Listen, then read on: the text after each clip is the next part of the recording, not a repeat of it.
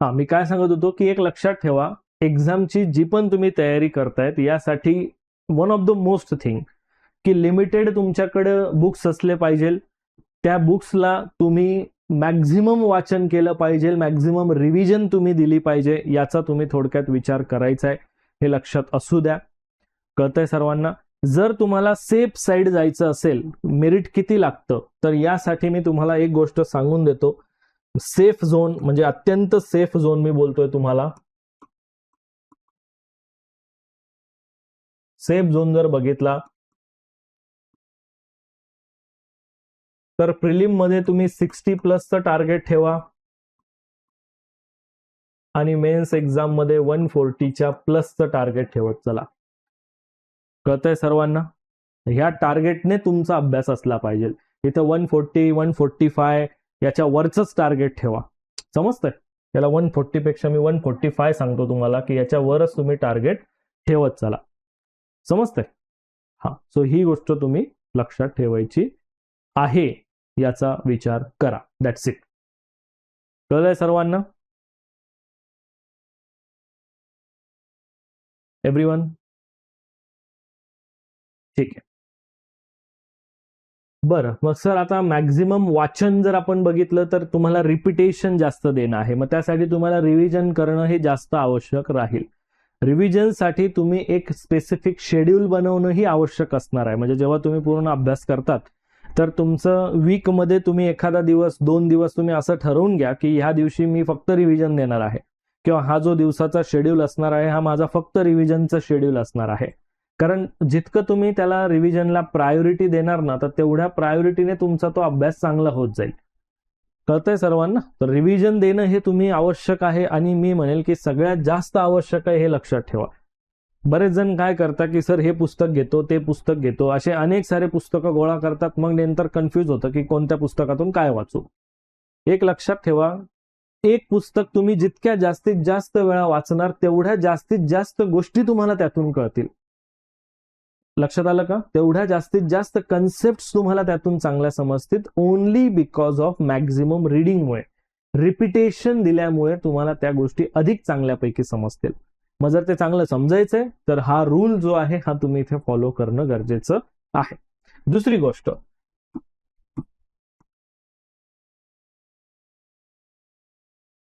स्वतःच्या नोट्स तयार करा.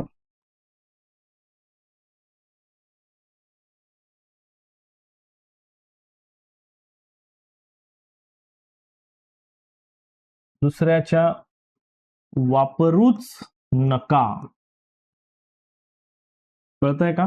दुसऱ्याच्या नोट्स वापरूच नका, हा दुसरा रूल आहे. कारण बघा, ज्यावेळेस तुम्हाला एखादी गोष्ट व्यवस्थित समजते पूर्णपणे, त्यावेळेस तुम्ही तिला तुमच्या पद्धतीने नोट्समध्ये मांडत असतात. जसं की तुम्ही दुसऱ्या कोणाच्या नोट्स आणल्या तर ते त्याला समजलंय त्या पद्धतीने म्हणून त्याने तशा नोट्स तयार केलेल्या, ते तुम्हाला नाही कळणार. कारण प्रत्येक नोट्सचा एक सेपरेट फ्लो असतो, बरोबर की नाही? तो एक फ्लो मेंटेन ठेवला जात असतो, जो की तो पर्टिक्युलरली तो स्वतःला समजेल.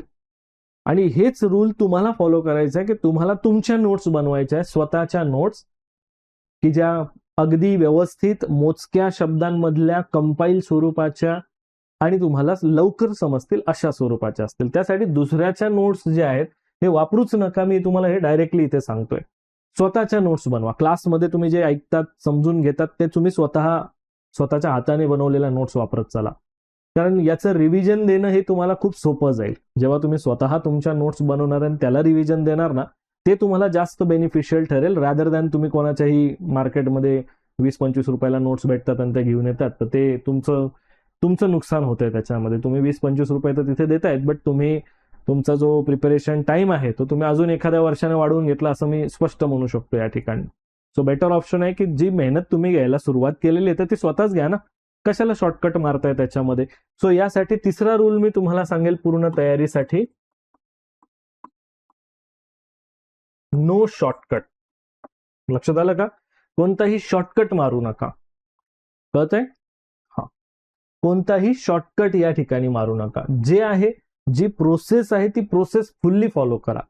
जी अभ्यासाची तुमची प्रोसेस असणार आहे ती प्रोसेस प्रॉपरली फॉलो करा, प्रॉपर अभ्यास करा. यात कोणताही शॉर्टकट नाहीये की जेणेकरून तुम्हाला अगदी त्या शॉर्टकटने तुम्ही ते अचीव्ह करून टाकणार असं काही नाही. शॉर्टकटने ऑलवेज तुम्हाला मोठा फेरा पडत असतो, हे लक्षात घ्या. तेवढा तुमचा प्रॉब्लेम वाढत असतो. सो जी प्रोसेस आहे त्या प्रोसेसमध्ये स्टिक टू द प्रोसेस. लक्षात आलं का? स्टिक टू द प्रोसेस, की त्या प्रोसेसलाच फॉलो करा. No shortcut.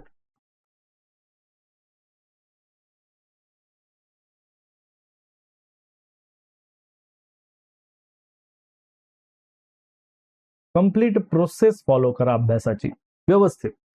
First reading, second reading, notes making, revision, ह्या गोष्टी ज्या आहेत ना, या प्रॉपरली फॉलो करा. तर तुम्हाला या पूर्ण तुमची जी एक्झामची तयारी आहे ही तुम्हाला अगदी व्यवस्थितपणे झालेली जाणवेल, हे लक्षात घ्या. समजते? तुमचा कॉन्फिडन्स या ठिकाणी वाढेल. इफ जर तुम्ही यामध्ये यातले लूप होल्स काढले, काही शॉर्टकट मारायचा प्रयत्न केला, तर तेवढाच तो फटका तुम्हालाच बसेल.